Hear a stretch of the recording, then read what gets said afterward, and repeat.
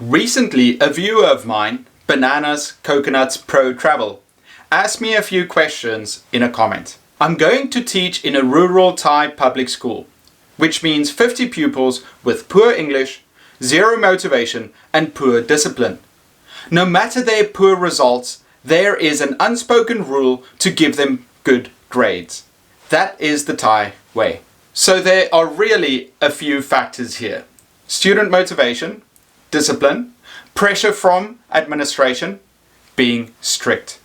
Those are important topics and I would like to delve into each one. But for this video, I will focus on only one aspect: teaching large classes. One of the issues many teachers struggle with is controlling, then teaching large classes. Large classes could mean anything from 30 to 70 students in one classroom. And to imagine, some of us struggle with only a handful of students in our classes. So if you manage to control and effectively teach a large group like 50 students, anything else is a piece of cake. In this video, I will first look at the 7 problems we have when teaching big classes, and then I will give 7 ideas for solving those issues. I did some research and found a great article by an Irish lady. I'll link it down below. Her name is Aoife McLaughlin. In her article, she explains the difficulties of teaching large classes. Even though I think she does a great job at explaining the problems, I don't think her advice on solving it was good enough. So I'm going to give you my thoughts on how to solve it. Difficulties with large classes. Number 1, discipline. The majority of large classes consist of school children or teenagers where teachers are bound to have behavioral issues. How do you get students to pay attention and not throw that eraser at their classmates' head? According to Lewis, punitive strategies appear to be of limited usefulness in promoting responsible student behavior and should be replaced by proactive and interactive discipline practices. Whatever that means. Problem number 2. Students have a different home language. Standing in front of 70 plus teenagers trying to encourage them to speak English is difficult. Most learners have a different mother language, so it is tough to motivate them to use English in the classroom. They might be shy or not interested. Number 3, physically draining. Teachers have to speak louder than usual, causing a strain on their throat. They have to walk more to check in on the students and constantly pay attention to all areas of their classroom. Addressing the needs of so many students can be exhausting. Problem number 4, classroom management. Teachers are limited in what they can do within such a confined space. Most of the time, teachers have very little space to conduct kinesthetic activities such as running diction or wall tasks. You will need to think of other ways to keep them occupied. As Hayes stated, teachers are unable to promote student interaction since there is no room to move about. 5. Giving feedback. With larger class numbers, there comes an even more diverse range of learning styles and individual need for feedback. That requires more one-to-one attention. Teachers feel like they are neglecting learners' individual needs, as this isn't physically possible. Number 6, resources. Schools don't have adequate resources to cater for classes of this size. So much of the teacher's time is required to design their own paperless lessons. And the last problem, number 7, introverted students. Quieter students don't like to speak out in front of large groups of people. And so teachers have the added difficulty of ensuring that these students do not get lost in large classes. Now, let's look at some ideas to solve these issues. Number 1, discipline. Teach learners procedures from the very start. For the first couple of weeks, you will practice it every day to reinforce that behavior. What procedures do I include? I made a video on 20 procedures in the classroom that you can see here. The main ones I would suggest, however, is an entrance and exit routine, how they come into your class and how they leave, rules for class conduct, no speaking when the teacher is instructing, and that means no interruptions, asking your friend a question, or bothering others. Also, have a way to get their attention, be it with a chime or raising your hand. I did a video on how to get a class quiet over here.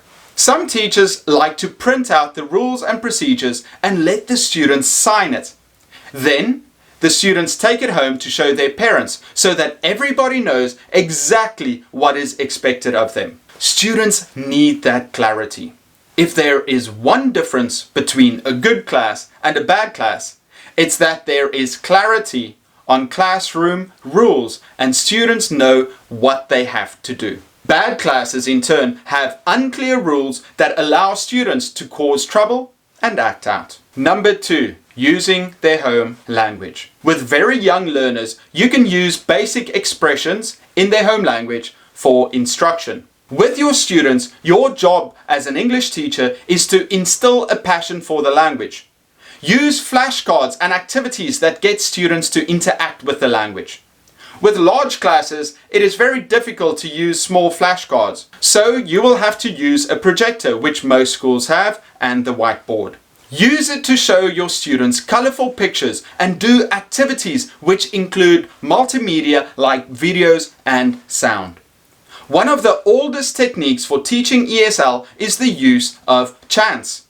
Let students stand up at the start of the lesson and do a chant with them related to vocabulary or the topic they will learn that day. With older students, you should do more pair work and activities where they can use their own experiences and knowledge, such as surveys and questionnaires. Actually, the majority of teachers that worry about big classes are those that teach kindergarten up to middle school. Once learners reach high school, in most cases, they have already learned how to behave in class. And quite frankly, most of them are very relaxed. If they are utterly out of control at any age, there is a major problem with ethos and classroom management, and you should fix that immediately. Restart the class and get those procedures down. The fact is, you want the students to interact with the language as much as possible. So use the techniques from above and also heap praise on them when they excel in class.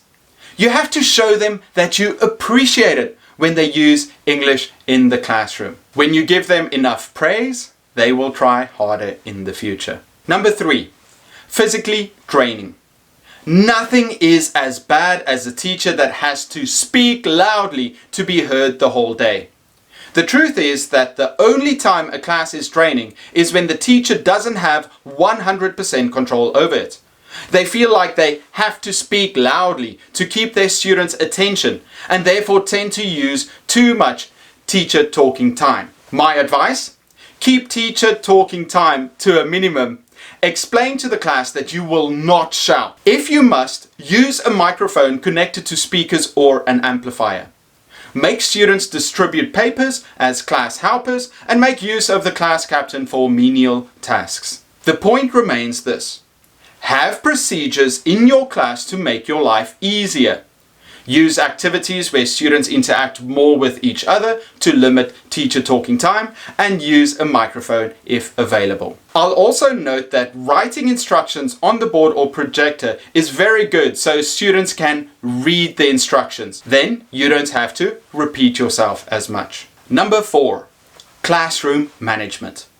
In the article, they say that you have to arrange the desks in a suitable position. Unfortunately, with large classes, space is limited. Do chants and poses with the students while standing behind their desks. Let students work with elbow buddies and do short peer activities with the student right behind them. In large classes, students can't move around, so only do that if you have a special activity planned. Practice activities with students and drill new activities so that they know what is expected of them. Make sure your class is neat and clean. A neat class cultivates neat minds. I just made that up. Number 5. I would hate to mark hundreds of tests, but that is what teachers have to do on a weekly basis. Do short surveys at the end of class to check understanding and reinforce what they have learned. Let the students write exit tickets about what they've learned and read some out loud in the following class. Systematically work through the entire class so that you can reach all the students at some point. Take care not to neglect certain students or call on the same ones over and over again. You can do it alphabetically or from side to side. Don't let anyone fall through the cracks. It is vitally important to check the understanding of your learners during the lesson, so do in-class feedback. Ask students to show thumbs up or thumbs down if they understand. They can also put fingers in front of their chests. 3 means, I've got this. Number 6, resources. Integrate the learners' backgrounds and experiences as content for your lessons. Resources and books may be limited. Try and use books with online components for teaching. Ask your school to invest in a book series that has chants, games and activities that are all online so you can project it to the class. That would make for a paperless lesson. And the last one, number 7, introverted students. Here is the advice some teachers suggest. Don't call on quieter students to speak up in front of 70 of their classmates.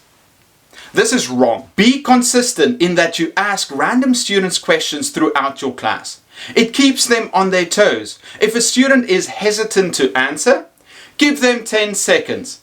Then ask their friend, what does that student think? If you give them 10 seconds and they don't answer, they will feel 2 things. Number 1, the teacher gave me enough time to answer, I failed. Number 2, because the teacher gave me enough time to answer, I will try harder in the future so I don't disappoint them. Remember not to punish the students, but encourage them to do better. Be sure to walk around the class and question learners while they're busy with pair and group activities. Teaching big classes is difficult for many teachers.